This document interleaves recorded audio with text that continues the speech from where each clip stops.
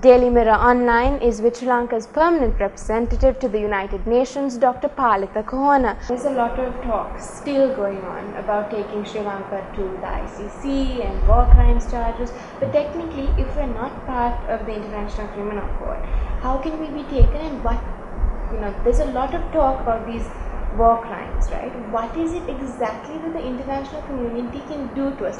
First and foremost, I must say that your characterization of the international community is something I disagree with.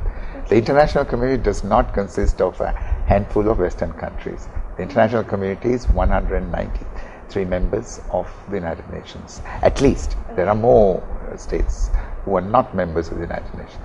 And we know that even out of this group, in Geneva, 29 states outvoted the 12 states, some of whom are members of the European Union, who try to adopt a resolution against Sri Lanka. So that's the international community, not a couple of countries who have expressed deep concern about Sri Lanka. There are major countries like China, Japan, India, Russia, South Africa, Nigeria, Brazil. These are major countries of the world who have not expressed any concern about Sri Lanka. So I think to characterize just a handful of noisy countries from the West as the international community, I think it's a big mistake. Right. But in terms of, legally, what can the international community or the UN do to us? Because a lot of people are talking about these war crimes charges, and we don't really know the nitty-gritty of. Well, Sri Lanka, the ICC has no jurisdiction in Sri Lanka. First and foremost, because Sri Lanka is not a member of the ICC, and then of course there is another way of accessing the jurisdiction of the ICC through a referral of the Security Council in New York. And we know that last year certain countries were trying to bring Sri Lanka before the Security Council. Sri Lanka successfully, with the help of its friends, warded that off. It didn't happen.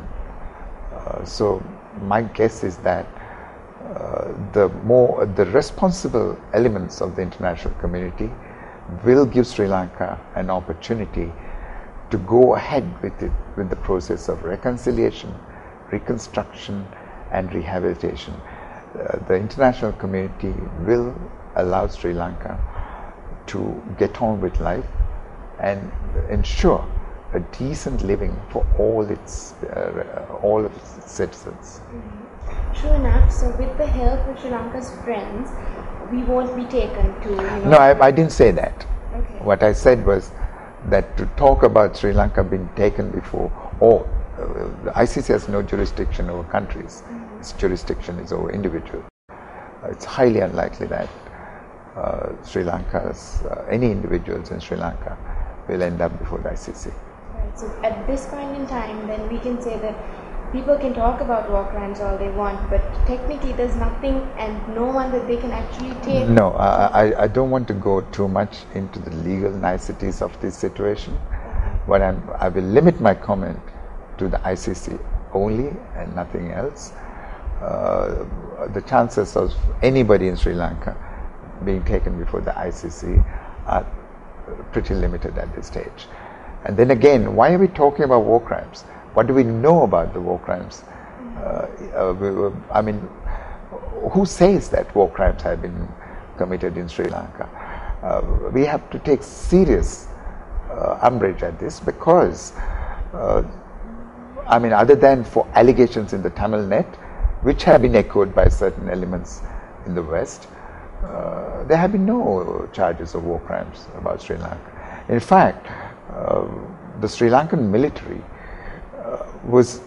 conducted the rescue operation of the Tamil civilians who were being held hostage by the LTTE and who were being used as a human shield in a very professional, very methodical manner, in a very humane manner. So much so that when the Sri Lankan forces succeeded in releasing these people who were being herded into a small area by the LTTE, they used infantry for that purpose. In the process, suffered extensive casualties themselves, when they could have done what others do elsewhere in the region, fire missiles from drones and or bomb from a long distance. We didn't do any of that. So I think even to touch upon the subject of war crimes is mischievous and irresponsible. With regard to Professor Alston's revealing the findings of the Channel 4 video in New York, what the Minister of Foreign Affairs, Rohit Bogalattam, said was that he hadn't gone through the proper diplomatic decorum. So were you informed of this No. matter? No. And what would have been the proper way of going about this? I think, well, again, it's not me he would have consulted.